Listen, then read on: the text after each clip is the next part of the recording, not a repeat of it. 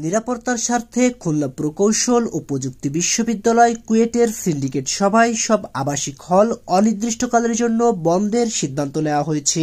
আজ মঙ্গলবার বিশ্ববিদ্যালয়ের সর্বোচ্চ নীতি নির্ধারণী ফোরাম সিন্ডিকেটের ৯৯তম জরুরি সভায় এ সিদ্ধান্ত নেওয়া হয়েছে। বিশ্ববিদ্যালয়ের public relations officer Shahiduzzaman Sheikh প্রেরিত সংবাদ বিজ্ঞপ্তি ও রেজিস্ট্রার মোহাম্মদ আনিসুর রহমান ভূঁইয়া স্বাক্ষরিত এক অফিস আদেশে এ তথ্য জানানো হয়েছে। আজকের বিজ্ঞপ্তিতে বলা হয়েছে, সার্বিক নিরাপত্তার স্বার্থে বিশ্ববিদ্যালয়ের সব আবাসিক হল পরবর্তী নির্দেশ না দেওয়া পর্যন্ত বন্ধ ঘোষণা করা হলো।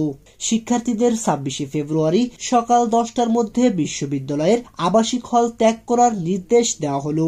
এছাড়া বিশ্ববিদ্যালয়ের সব প্রকার একাডেমিক কার্যক্রম পরবর্তী নির্দেশ না দেওয়া পর্যন্ত বন্ধ ঘোষণা করা হলো।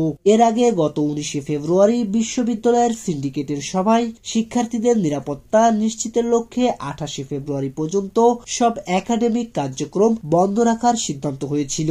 এদিকে আজ দুপুরে পূর্ব ঘোষণা অনুযায়ী উপাচার্যের পদত্যাগের দাবিতে তার বাসভবনে আবারও তালা লাগাতে গিয়েছিলেন শিক্ষার্থীরা। তবে শিক্ষকদের সঙ্গে কথা বলার পর তারা তালা না লাগিয়ে সেখান থেকে ফিরে যান। S M Rohan, voice of tiger.